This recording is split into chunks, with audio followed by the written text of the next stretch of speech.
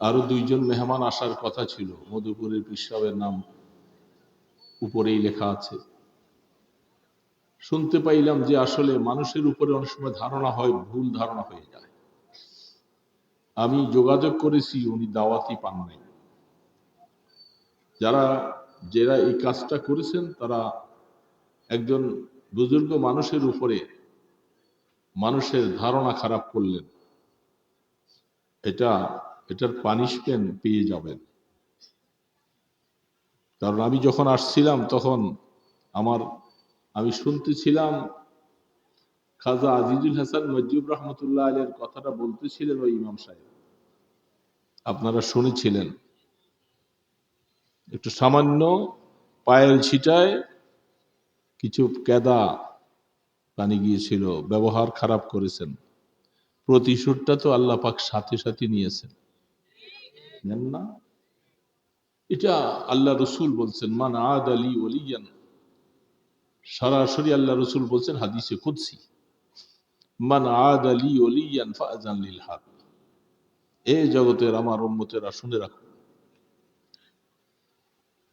অলি এটা মানুষ এইভাবে পায় না। এটার জন্য জীবনে অনেক মুজাহাদা, অনেক মেহনত, অনেক কষ্ট করা লাগে। যারা আল্লাহর অলি হবেন তাদের জন্য জীবনে অনেক মেহনত করার পরে আল্লাহ পাকের মানুষের জবান থেকে এবং সিলসিলা অলি, তিনি যার কাছে বয়াত থাকেন সেই আল্লাহ ওয়ালার দিলের মধ্যে ঢেলে দেন যে তুমি একে ইজাজত দিয়ে দাও, সে তার দ্বারা যেন মুসলমানরা উপকার হয়। সেইভাবে করে ওই আল্লাহ ওয়ালার দিলের মধ্যে বসান, তখন সেটা দিয়ে তিনি একজনকে খলিফা বানান। তিনি আবার এটার উপরে মেহনত যখন করতে থাকবে, আস্তে আস্তে তিনি দিন দিন করে তারাক্কি হবে, উন্নতি হতে থাকবে। হযরত নানুপুরি রহমতুল্লাহ আলাইহি বলতেন যে বাবা, এই খেলাফতটা এটা কোনো ওহী না, নবুয়ত না, যে এটা একটা খেলাফত দিয়ে দেওয়া হয়েছে, বাস এটা আজীবন তুমি এটার উপরে দিয়ে চলতে থাকবে। যদি মেহনত করো তাহলে সামনে বাড়বা, আর যদি মেহনত না করো পদস্খলন হয়ে যাবে, পিছনে পড়ে যাবে। এই জন্য এই কথার মানে এটা হলো, কোনো আল্লাহ ওয়ালার পক্ষ থেকে যদি কোনো ইজাজত পাওয়া হয়, তাকে যদি খেলাফত দেওয়া হয়, তিনি এটাকে এই কথা মনে যেন না করেন এটা ওহী, এটা যায় কই, বরং এটা আল্লাহ প্রদত্ত একটা নেয়ামত আসছেন। কদর করলে, মেহনত করলে সামনে বেড়ে যাবে, আর যদি কদর না করা হয় বরবাদ হয়ে যাবে। এই জন্য যারা আল্লাহর ওলি হয়েছেন, যাদেরকে মানুষ বলে, যারা ইসলাহি মেহনত করেন, বহু মানুষ তাদের উসিলায় হেদায়েতের রাস্তা পেয়েছেন, জিকির আজকার করেন, নামাজি হয়েছেন, দাড়িওয়ালা হয়েছেন, সুন্নতওয়ালা হয়েছেন। এই মানুষগুলার এই আমলটা, এটা যার উসিলা হয়েছেন তিনি অবশ্যই তার একটা সওয়াব পাবে, কি পাবে না? তো এই জন্য মধুপুরের পীর সাহেব তিনি দাওয়াত রেখে আসেন নাই, এই ধরনের অভ্যাস তার নাই।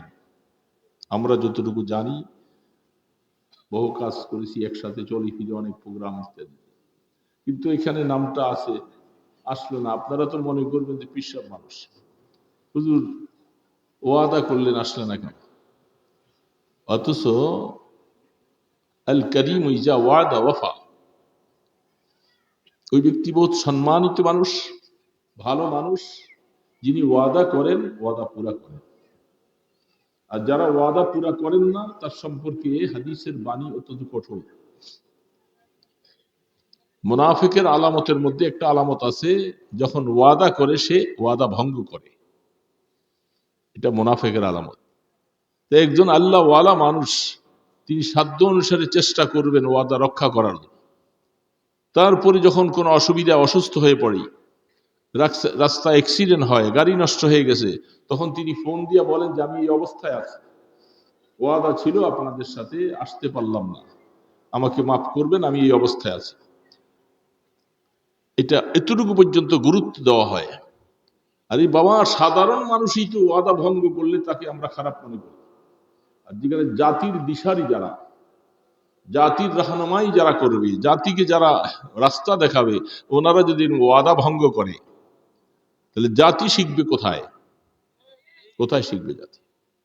এই জন্য অনেক অনেক সময় আল্লাহ মাফ করে দেয়, আমাদের অনেক ভাইরা 2টা 3টা 4টা প্রোগ্রাম নেন, একটা করে শুরু করতেছেন, করতে করতে করতে করতে যাইয়া এক পর্যায়ে শেষে দিয়ে আর স্বাস্থ্য দিচ্ছে না, সময় মতো পৌঁছতে পারে না, মানুষ তো বসে থাকে।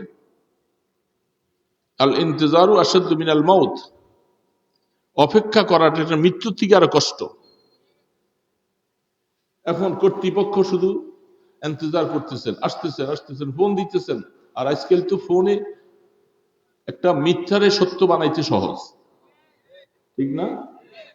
উনি আসেন সাইনবোর্ড, টেলিফোনে যদি বলে যে আমি চাষারা, আপনি কি বুঝতে পারবেন? কিন্তু কথাটা কি মিথ্যা হলো না সত্য হলো? একজন আলেমের জন্য কি মিথ্যা কথা বলা জায়েজ? আপনাদের জন্য না জায়েজ, ওনার জন্য জায়েজ। উনি মাসালা ঘুরিয়ে দিবে, তাই না? না, কোনোদিন চলবে না। আল্লাহ পাক ইনসাফ বলা, তুমি আলেম হও আর জাহিল হও, যত তুমি যা যা কাজ করবা শরীয়তের নির্দেশ মোতাবেক কাজ করবা। মিথ্যা কথা বললে তোমাকেও ছেড়ে দেওয়া হবে না, ছেড়ে দেওয়া হবে। উম্মুল কিজ, সমস্ত গুনার মা হলো মিথ্যা কথা। যারা মিথ্যা কথা বলে, আমার হযরত নানুপুরী রহমতুল্লাহ আলী বলতেন, সুলতান আহমদ নানুপুরী রহমতুল্লাহ আলীর সাথে আমার জীবনের দীর্ঘ 20টা বৎসর কাটছে। তারপরে হযরত ইন্তিকালের পরে মাওলানা জমিউদ্দিন সাহেব রহমতুল্লাহ আলীর সাথে আমাদের সম্পর্ক। হযরত সুলতান আহমদ নানুপুরী রহমতুল্লাহ আলী, আপনারা দেখেন নাই, তার সম্পর্কে বলতে গেলে ঘন্টার পর ঘন্টা পার হয়ে যাবে। এরা আল্লাহর কুতুব ছিল। তিনি বলছেন যে এই জবানে কোনোদিন মিথ্যা কথা বলবা না, যদি বলো তোমার জবানের বরকত থাকবে না, মানুষ হেদায়েত পাবে না। আল্লাহ ওয়ালা ফখরা আলাই, এই জীবনের এই অবস্থায় চলে আসছি, কোনোদিন মিথ্যা কথা জবানে বলি নাই, ইনশাআল্লাহ বাকি হায়াতে বলবো না, ইচ্ছা করেছি, আল্লাহ যেন কবুল করেন মিথ্যা কথা। তো একজন আলেম তিনি যদি এরকম মিথ্যা কথা বলেন, এতগুলি প্রোগ্রাম আপনাকে নিতে কে বলছে? সারা দুনিয়ার মানুষ আপনি হেদায়েত করে ফেলবেন, আপনাকে 3টা 4টা 5টা। গত বছরের আগের বছর ময়মনসিংহ ত্রিশালে আমার এক প্রোগ্রাম ছিল, আপনাদের এখানেরও একজন ছিল। উনি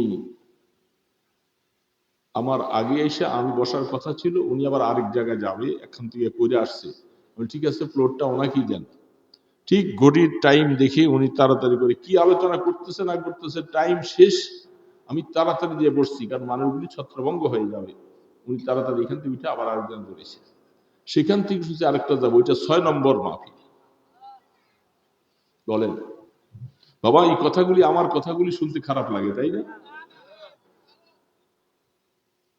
এতগুলি প্রোগ্রাম আপনি নিলে মনের শরীরের এনার্জি থাকে না।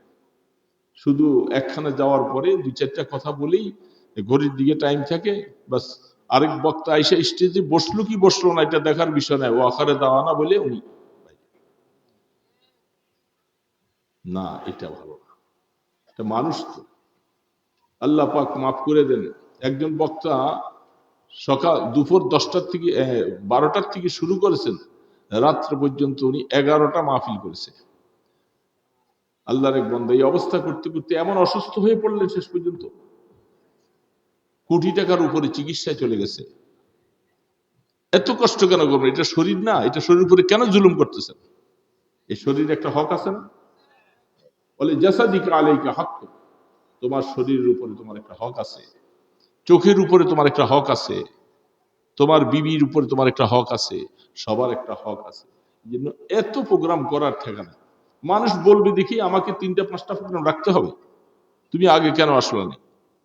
আল ফজলুল লিল মুতাকাদ্দিম, যে আগে আসছে তার কথাটা আগেরটাই আমি নিয়েছি, পরে আর পারলাম না বাবা, আপনি আবার তৌফিক দিলে আগে আইসে।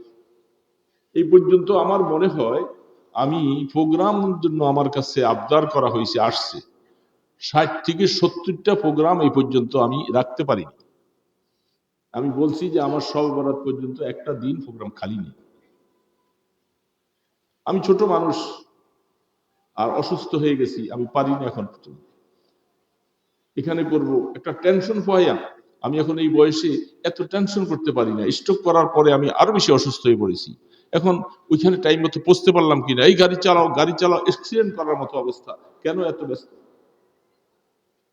কেন এত ব্যস্ত? এই জন্য এত প্রোগ্রাম এত রাখা ঠিক না। একজনই সারা দুনিয়া হেদায়েত করে দিবেন। আর আমাদেরও কিছু দোষ আছে। আমরা এখন ওই একজনকে দিয়ে আমরা চাইতেছি উনি পুরোপুরি মোবাল্লেগ, উনার কথা ছাড়া মনে হয় অন্য কারো কথা শুনলে হেদায়েত পাওয়া যাবে না।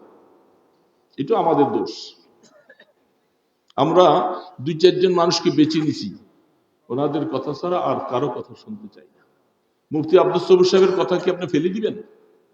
কিরে বাবা, ফেলে দিবেন? তা আমরা ওই বাড়ির গরু ঘাটার ঘাস খায় না, একটা কথা। ও আপনার কাছের ছেলে তো, এই জন্য ওনার কদর কম। ওই বাহিরের থেকে আসলে বহুত বড়। এরকম বহু বহু অবস্থা আমরা দেখি অনেক সময়, আশ্চর্য লাগে। যারা আমাদের ছাত্রের ছাত্রও না, তারা অনেক সময় বয়ান শুরু করে, ইরান তুরান কি বলে না বলে, মনে চায় না এখন মাহফিলের জগতে থাকি। এগুলি নিয়েই মানুষ খুব পাগল, খুব পাগল। কারণ সুর নকল, দেখা যায় একজন লেখছে উনি, আমি 11 জন বক্তার সুর নকল করতে পারি। আমি 11 জন বক্তার, একটু পরেই একজনেরটা একজন। মানুষ বলে আহা, এটা কি হেদায়েতের কথা? না এগুলি সুর নকল করার কথা। এই কথা শোনার দ্বারা হেদায়েত নেই। এগুলি বক্তা বনতে চাই, ভাইরাল হতে চাই। আর ভাইরালের মেশিন তো এখন এই যে দাঁড়াই আছে, দেখেন না? বক্তার থেকে ইউটিউবের সংখ্যা বেশি। কোথায় যেন আমি এক মাহফিলে গেলাম গত বছর, আগের বছর, সুবহানাল্লাহ, আমি মাগরিবের পরে কিছু কথা বলে চলে আসলাম। পরে আরো বক্তা আরো আসতেছেন, ওই আগের থেকেই ওনার রেডি করতেছে, যেহেতু ওনার আকর্ষণীয় বক্তা আসতেছে। পরে এই আপনারা মাঝখান দিয়ে কয়েকজন ছাড়া এই জায়গাটা সহ পুরা জায়গাটা আমি হিসাব করেছি প্রায় 100-র উপরে, 100-র উপরে ইউটিউব। তো আমি ইউটিউব ওয়ালাদের বললাম যে ভাই, আপনারা কি ওয়াজ নিজেরা শুনেন কিছু না, কেবল মানুষকে শুনাইবার জন্য আসতেছে? আপনাদেরকে তো আমি ওয়াজ শোনার মতো ভাব দেখি না। কোথায় আপনারা অনেকে দাড়ি রাখছেন, দাড়িগুলি সব হইলো ফ্রেশ কাটিং। কিছু মানুষ আছে সে প্যান্ট পরে আছে, তার প্যান্টটা টাকনুর নিচে। কিছু কিছু ভাইয়েরা আছেন যে কি একটা অবস্থা, তাকে ওয়াজ শোনার পরে যে একটা হেদায়েত, সে নূর দেখতেছি না তার চেহারায়। তাহলে আপনি মানুষকে শোনাইবার জন্য এই মেহনত করতেছেন, তার মানে এটার বিনিময়ে আপনি কিছু ফুলুস পাইতেছেন। ফুলুস, ফুলুস চিনেন? ফুলুস কাকে হয়? টাকা। টাকা। ফুলুসের মধ্যে খুলুস নেই। একটা ফুলুস আর হইল খুলুস। কয়েকদিন আগে এক প্রোগ্রামের মধ্যে আমি বলছিলাম, মাইকোলা ভাই দাড়িগুলি কামানো আলোচনা শুনতেছে। বললাম যে মাইকোলা ভাই, এত ওয়াজ আপনি করাইলেন আপনার মাইক দিয়া, আপনার মধ্যে তো হেদায়েতের কোনো নূর দেখি না। আপনি নামাজগুলি পড়েন, মাথা নিচের দিক দিয়ে বসে আছেন। যখনই নামাজের সময় মাইকওয়ালা ওইটাও দূরে চলে যায়। ঠিক না ব্যাঠিক বলেন? নামাজ শেষ তখন আসে মাইকওয়ালা, তার মাইক দিয়ে এত মানুষের ওয়াজ শুনাইলেন, কিন্তু আপনি কোনোদিন একটু হেদায়েতের কথা শুনলেন না। আপনার মনে কি, আপনি কি মরবেন না? আপনি কয়দিন থাকবেন? এই মাইকবাজি করে কতদিন চলবেন? এখন আমরা বক্তারাও অনেকে এখন মাইক হয়ে গেছি। তার মানে কথা যা বলার বলি দিয়ে গেলাম, নিজেকে আমল করার জন্য তৈরি করি না। এটা বড় আফসোসের কথা, আফসোসের কথা। যেটা দোস্ত, আল্লাহু আকবার, হায়াত তো চলে যাব। তো এই জন্য পিসা হুজুরের নামে এই যে একটা কথা আসলো, আসলে আমি খবর নিয়ে দেখলাম ওনাকে দাওয়াতে দেওয়া হয় নাই। 5,000 টাকা নাকি দেওয়া হয়েছিল ওনাকে রাহ খরচ দেওয়ার জন্য। দাওয়াত কোথায়, টাকা কোথায়? একটা মিথ্যা কথা। এই জন্য স্বাভাবিকভাবে আমার একটা অভিজ্ঞতা হলো, আমি মাহফিলের আগে কোনো হাদিয়া রাহ খরচ নেই না। অনেকে জোর করে দিতে চায়, বলে বাবা আমি যদি যাইতে না পারলাম, যদি মরে গেলাম, আপনি এই টাকাটা আবার পাঠাবো কে? আমি এটার দায়ভার নিয়ে কবরে যাব কেন? যদি মাহফিলে যাইতে পারি, সেই সময় যখন মনে চায় হাদিয়া দিবে। অগ্রিম আপনার হাদিয়া দিতে রাজি না। এই জন্য অনেক অনেক হালাত, অনেক অবস্থায় দোস্ত, যেহেতু আফসুস লাগে, ওলামাই কেরাম ওয়াইজ আতা'মুরুনা আন-নাস বিল বিররি ওয়া তানসাউনা আনফুসাকুম ওয়া আনতুম তাতলুনাল কিতাব। আল্লাহ পাক কোরআনে বলছেন, অনেক অনেক আমরা বক্তা আছি, আপনাদের জন্য ওয়াজ করে যাচ্ছি, কিন্তু সেই কথা আমল তো আমার নিজে করা দরকার আগে। আমাকে যদি আমলের মধ্যে আমি উঠাইতে না পারি, তাহলে আমি কিভাবে কথা বলবো? লজ্জা থাকার কথা। তুমি আরেকজনের জন্য মাহাদি বনে গেছো, তো নিজে দেখায় আফসোস লাগে। এইদিকে যাব না, এখন গেলে কথা সময় নষ্ট। আল্লাহু আকবার। একটা কথা, এখানে অনেক ওলামাই কেরাম আছেন, যেহেতু এটা ইমাম সমাজের ইমাম সাহেবেরা আছেন অনেকে। পাকিস্তানের মুফতি শহীদ ইসলাম সাহেব, মুফতি রশিদ আহমদ সাহেব, তার একটা লেখা কিতাব আছেন। আমি হজের মৌসুমে যাওয়ার পরে আমাকে এক পাকিস্তানি ভাই কিতাবটা আমাকে হাদিয়া দিলেন। কিতাবটা মোতালা করতে খুব মজাই লাগে, মোতালা করতেই ভালো লাগে। বড় মানুষ লিখছেন, তিনি শহীদ হয়ে গেছেন। ওলামাই কেরাম একটা হাদিস নিয়ে মুফতি সাহেব হুজুরকে প্রশ্ন করেছে। কোরআন হাদিসের মধ্যে একটা কথা আছে, আপনারাও বুঝবেন, শুধু ওলামারা বুঝবেন তা নয়, আপনারা বুঝবেন। ফজলুল আলিমি আলাল আবিদি কাফজলি আলা আদনাকুম। আমাদের দেশে মক্তবে নুরানিতে পড়ায় ফজলুল আলিমি আলাল আবিদ। একজনকে বলা হয় আলিম, আরেকজনকে বলা হয় আবিদ। আলিম যিনি, তিনি 12 বছর 14 বছর পর্যন্ত বিছনার সাথে ঘষাঘষি করে ওস্তাদের সামনে বসে বহু লেখালেখি করে রাত্র জেগে অনেক কষ্ট করে মেহনত করে ওনাকে এলিম হাসিল করতে হয়। এলিমটা এমন জিনিস নয়, হ্যাঁ এটা কারো কারো বেলায় হয়, খুব কম, 1000-এ 10,000-এ 2000 5000-এ একজন হয়তো আল্লাহ পাক দিয়ে থাকে, সেটা এলমে ওহাবি। একটা এলমে কাসাবি আর একটাকে এলমে ওহাবি বলে। ওহাবি মানে আমাদের দেশে যে ওহাবি বলে এটা না, কি আছে না, না আছে, এরকম একটা কথা আমাদের দেশে আছে না নাই? हम यहाँ भी है वहां भी है, তো ওহাবি বলে, ওহাবি। তবে ভালো কথা, মাশাআল্লাহ, ওহাবি বললে তো খারাপ না, এটার নামটা তো আমরা খুশির কথা, কারণ ওহাব শব্দটা তো আল্লাহ পাকের নাম। সুবহানাল্লাহ। ইন্নাকা আনতাল ওয়াহ্হাব, কোরআন শরীফের কথা। তো সেখান থেকে ওহাবি যদি হয়, তাহলে আমাদেরকে বলবে বেশি বেশি, আল্লাহ পাকের ওয়াহ্হাব শব্দের হচ্ছে বেশি বেশি দান করনেওয়ালা, আল্লাহ বেশি দান করেন। তো আমাদেরকে সেই হিসাবে ওহাবি বললে তো ভালো কথা, আমরা বেশি বেশি দান করব। তো তারা না বুঝেই বলে। তো এটা ওই ওহাবি নয়, এটা হলো এহাবা ইয়াহিবু ওয়া হেবাতান, ওহাবাতান, দুই রকম মাজদার আসে, যেটা আল্লাহ পাকের তরফ থেকে সরাসরি কোন বান্দাকে দান করা, আল্লাহ পাকের তরফ থেকে সরাসরি মিডিয়া ছাড়া, মাধ্যম ছাড়া দিয়ে দেন, এটাকে ওহাবি বলা হয়। আর একটা কাসাবি, মেহনত করে রাত্র জেগে ওস্তাদের সামনে বসে খাইয়া না খাইয়া বহু মেহনত করার পরে হাসিল করা। তাইলে যারা এমনি আমরা আলেম হইতেছি, এদের 10 বছর 12 বছর 14 বছর অত্যন্ত মেহনত করে পড়ালেখা করতে হয়, এটা কামাই করতে হয় মেহনত করে। আর কাহাকেও আল্লাহ পাক কুদরতের দ্বারা সিনার মধ্যে ঢাইলা দেন। যেমনটা দেখেন হাজী ইমদাদুল্লাহ মহাজের মক্কি রহমতুল্লাহ আলাইহি আল্লাহ পাক সরাসরি ঢাইলা দিছে। হযরত রশিদ আহমদ গাঙ্গুহি রহমতুল্লাহ আলাইহি বলেন, যিনি সমস্ত আলেমদের বড় মুরব্বী ছিলেন, তার মতো আলেম 300 বৎসরের ভিতরে জন্ম হয় নাই, এত বড় আলেম। তিনি বলেন, আমি হাজী শাহ হুজুর রহমতুল্লাহ আলাইহি তার দরবারে আগের পিছনে অনেক কথা, সেটা নয়। তো বসতাম, হজরতের কাছে মুরিদ হয়েছে। তো আগে মাঝে মধ্যে আমার দিলের মধ্যে ছিল, হুজুর তো এত বড় আলেম, হুজুর তো মাত্র কাফিয়া পর্যন্ত পড়ছে। আমার কথাগুলি কি বোঝা যাচ্ছে? এই কষ্ট হইতেছে, মানে অসুবিধা নেই। আপনাদের আকাঙ্ক্ষিত মেহমান আসতেছে, আমি মাঝখানে কিছু সময় নষ্ট করতেছি, অসুবিধা হইতেছে?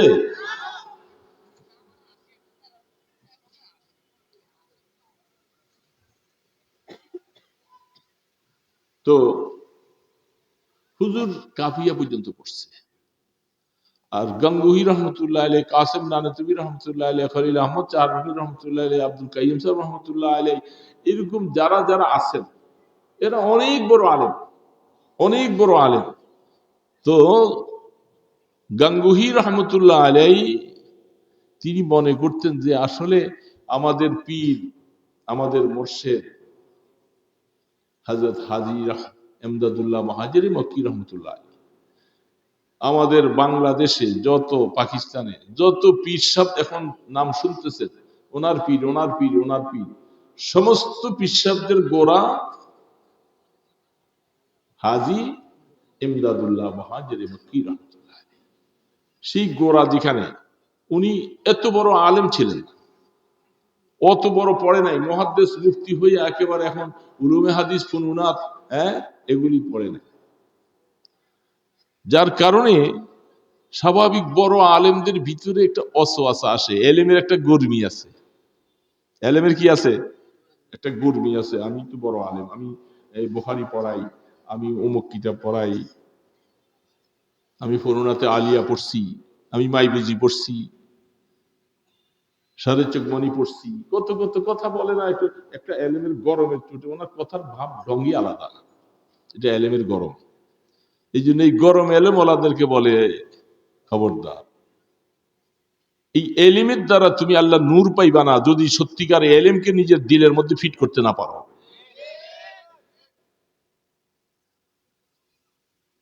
ইলিম, ইলিমের গরমের চোটে, গরম এলিমটাকে যদি তুমি এটারে পায়ের নিচে দিয়ে আপনি দাবাইতে না পারো, তুমি উপরে উঠতে পারবা না, তোমাকে এলিমে শেষ করে দিবে। যেমনটা শয়তানকে শেষ করেছে, তুমি এলেমের গরমে অনেক সময় শেষ হয়ে যাবে।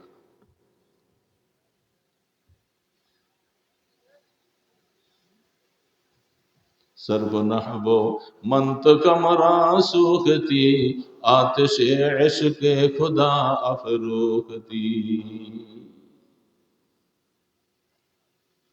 আফসুস বলে যে এই এলিম গুলি তো আল্লাহকে পাওয়ার একটা মাধ্যম মাত্র, আর এটাকে যদি তুমি আসল বানাইয়া লইলা তাহলে আসলে কিছু পাইলা না। এটা একটা রাস্তা দেখাই যায়, কিন্তু তুমি রাস্তায় যাইয়েই তুমি অনেক কিছু হয়ে গেছো মনে করো না। এই জন্য গঙ্গুহি রহমতুল্লাহ আলাইহি বলেন যে হজরতের দরবারে মাঝে মধ্যে তো এটা দিলের মধ্যে ছিল, কিন্তু আমরা যখন ওনার সামনে যে এখানে বসতাম, হজরত যখন কথাগুলি বলতেন আশ্চর্য লাগতেছে, এই কথা বলে করতে গিয়ে বিশাল বিশাল হাদিসের মজমুনগুলি, ব্যাখ্যাগুলি হযরত যখন বলা শুরু করেন, আমরা অবাক হয়ে যাই যে এটা তো বড় বড় মুহাদ্দিসরাও চেষ্টা করে গবেষণা করে বলা কষ্ট হয়ে যায়, হযরত এগুলি কিভাবে বলেন?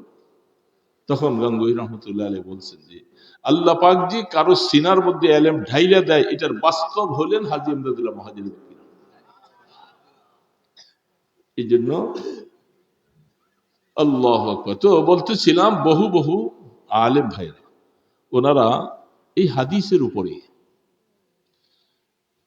ইশকাল করলেন, প্রশ্ন করলেন মুফতি সাহেব হুজুরের কাছে যে হুজুর, অনেক সময় বলা হয় আলেম ওলামারা তারা মাদ্রাসায় পড়ায়, মসজিদে ইমামতি করে, দাওয়াত তাবলীগের কাজ করে, বিভিন্ন কাজ, কিন্তু আল্লাহ রসুল বলছেন এই আবেদ যে আছে, আবেদ মানে তিনি অত বড়, ফরজ ওয়াজিব মুস্তাহাব সম্পর্কে তার এলেম আছে, মকরুহাত সম্পর্কে এলেম আছে, জায়েজ নাজায়েজ সম্পর্কে এলেম আছে। এরকম একজন মানুষ তার এলিম দিয়া ইবাদত বন্দিগি করতে করতে তার নাম হয় আবেদ। কি নাম হয় বাবা বলেন দেখি? আবেদ। উনি অনেক ইবাদত গুজার। আর আরেকজনকে বলে আলেম। আলেম মানে হলো ওই যে হাদিসের এই গ্রন্থ, তাফসীর, ফিকহ ইত্যাদি এগুলি পড়ে পড়ে অনেক কিছু ইলম অর্জন করেছে, তাকে বলে আলেম। তো আল্লাহ রসুল বলছেন ফজলুল আলেমে আলাল আবেদ, এই যে যিনি আবেদ, যিনি ওনার উপরে একজন আলেমের মর্যাদা কিরকম, যেরকম রসুল বলেন আমি রসুলের মর্যাদা তোমাদের একজন সাধারণ সাহাবীর উপরে, তোমাদের একজন সাধারণ সাহাবীর মর্যাদা আমার কাছে রসুলের কাছে কেমন বলেন, কোনো মিলানো যাবে? রসুলের মর্যাদার ওই সাধারণ একজন সাহাবীর মর্যাদার সাথে কোনো মিল আছে? কোনো মিল নেই। তখন আল্লাহ রসুল বলেন একজন আবেদের উপরে একজন আলেমের মর্যাদা এত বেশি, যেমন আমি রসুলের মর্যাদা তোমাদের সাধারণ একজন সাহাবীর কাছে। এখন এই কথাটা শোনার পরে উলামায়ে কেরাম মুফতি সাহেব হুজুর রহমতুল্লাহ আলাইহির কাছে প্রশ্নটা করলেন। তো সেই হিসাবে আলেমের মর্যাদা আল্লাহ রসুল এত দিয়ে গেলেন, সেইখানে তো বেশি ব্যাখ্যা নাই, আলেম বলছে। এখন সেই আলেম সাহেব উনি তাহাজ্জুদ পড়ে না, উনি ইশরাক পড়ে না, উনি আওয়াবিন পড়ে না, উনি জিকির আজকার করে না, উনি মোরাকাবা মুশাহাদা করে না, উনি ওনার মাদ্রাসায় পড়ানো নিয়ে ব্যস্ত, ইমামতি করার পরে বাস যতটুকু করলো, বাকি সময় এই কিতাব মোতালা করে। তো আমাদের তো আর এত কিছু করা লাগে। কথাটা বুঝতে পারতেছেন? কথা না বুঝলে কিন্তু কথা বুঝে আসবে না। যে উনি মাদ্রাসায় পড়ায়, তবলিগ করে, এগুলি সব মানুষকে নিয়ে ফিকির করতেছে, কিন্তু ওই ব্যক্তিগত উনি নিজে অত আমল করেন। ওইটাই ওনার বড় আমল, উনি তবলিগ করে। ওইটাই ওনার বড় আমল যে উনি নামাজ পড়ায়। ওইটা ওনার বড় আমল যে উনি ছাত্র পড়ায়। তো উনি নিজে ব্যক্তিগত যে নিজে কিছু আমল করবে সেটা করে না, যার কারণে অসুবিধা তো নাই। যেহেতু রসুল বলছেন এরকম একজন ওইগুলি কাজ করলে তারা আবেদ বলে, আর ওগুলি না করলেও একজনকে আলেম বলে। তো আলেমের মর্যাদা আবেদ থেকে অনেক বেশি, আবেদ থেকে আলেমের মর্যাদা অনেক বেশি। মুফতি রশিদ আহমদ সাহেব রহমতুল্লাহ আলাইহির কাছে এই প্রশ্নটা, এই হাদিস পেশ করলেন। তিনি তার বয়ানের মধ্যে, আফসুস, এটা বড়দের কথা তো, নকলে কুফুর, কুফুর না বাস, বড়দের কথা তো, সেই জন্য আমি এটা নকল করতেছি। এই কথাটা আমার মতো মানুষের জবানে বলাটাও সাজে না, কিন্তু উনি বলছেন। উনি কি বলছেন? যে আলেম ইলম হাসিল করার পরে ওনার কাছে নফল থাকবে না, আওয়াবিন থাকবে না, ইশরাক থাকবে না, জিকির আজকার থাকবে না, তাহাজ্জুদ থাকবে না, মোরাকাবা মুশাহাদা থাকবে না, উনি তো আসলে ইলমের সাথে গাদ্দারি করেছে, ইলমের সাথে বেওফাই করেছে।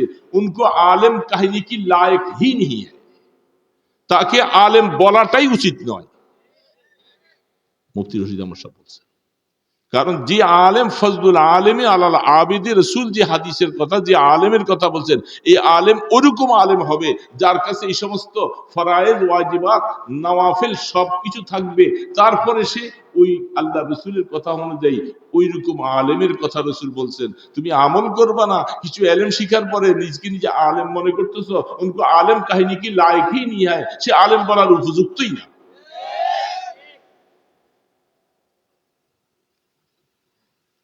এই জন্য তিনি এই কথা বলার পরে সবাই মাথা নিচু করে ফেলছে।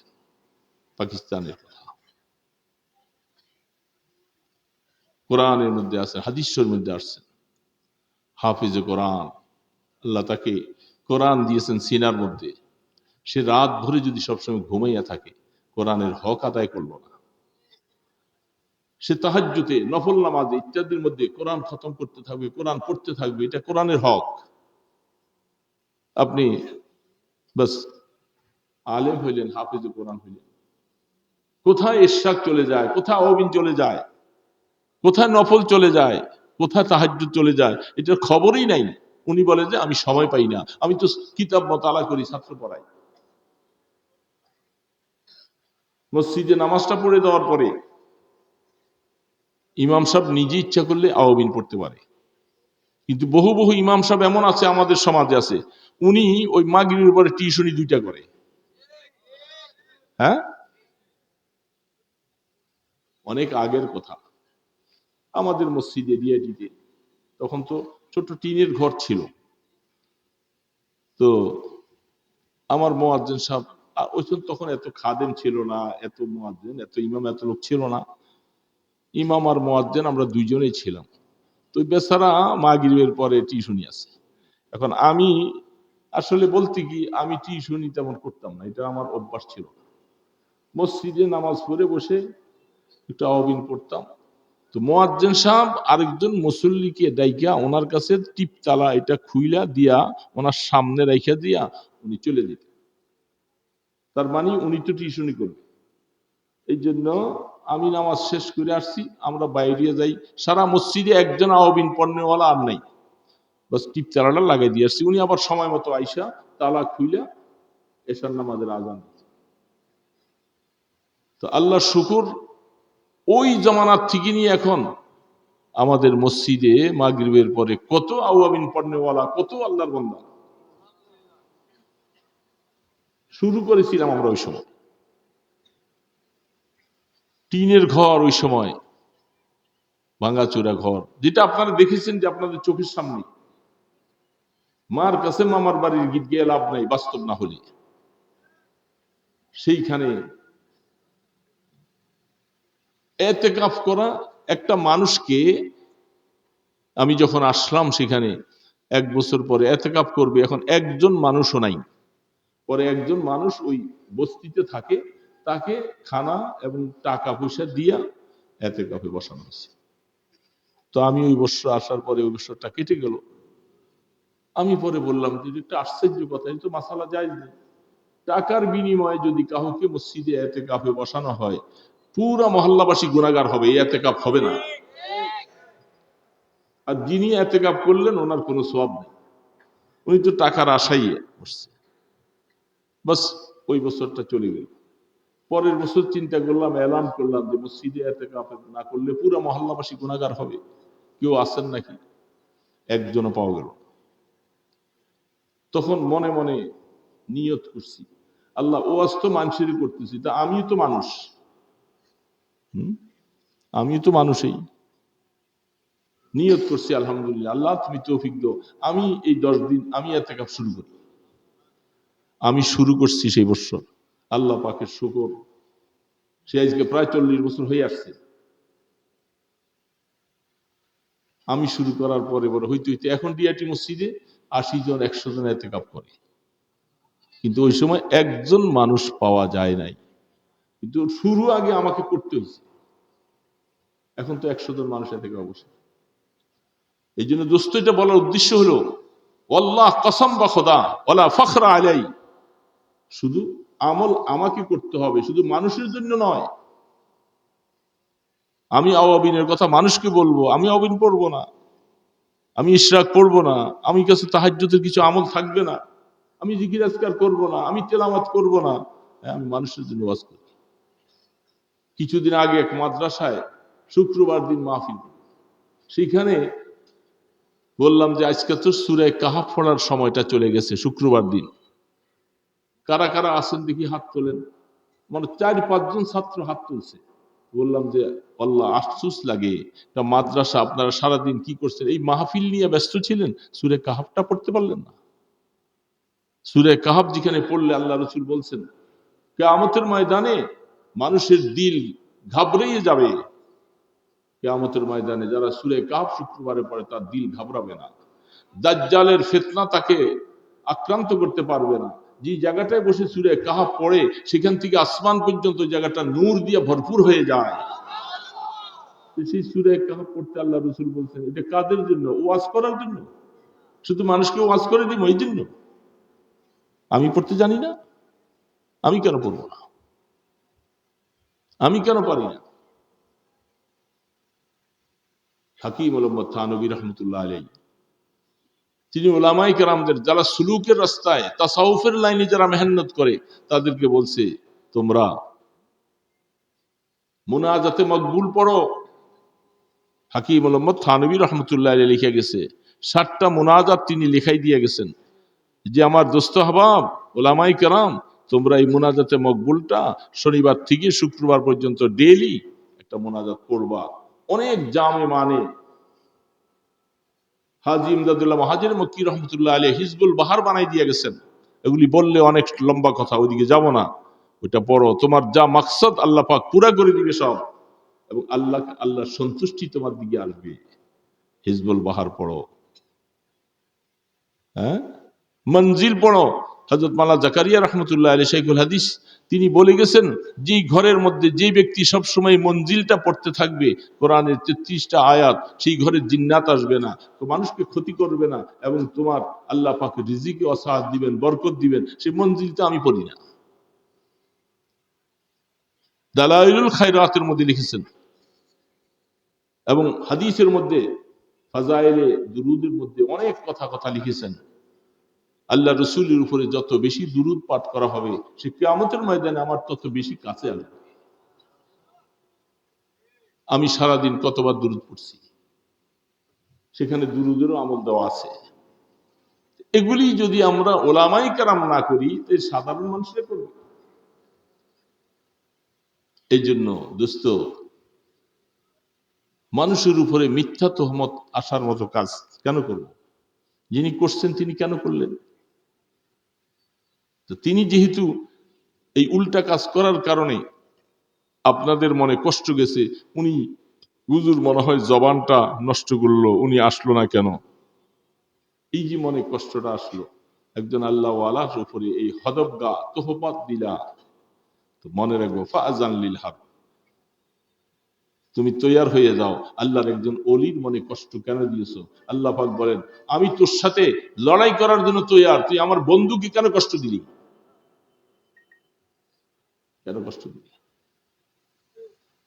এই জন্য দোস্ত এগুলি মনে রাখা দরকার। তো আমি আয়াত পড়েছিলাম ছোট্ট একটা, এতক্ষণের কথাগুলি আপনারা বিরক্ত হয়েছেন, আমাকে মাফ করে দিবেন। কথা সব সময় বলার সুযোগ হয় না, আমি বলছি কলিল হাক্কা ওয়ালাউ কানা মুররান।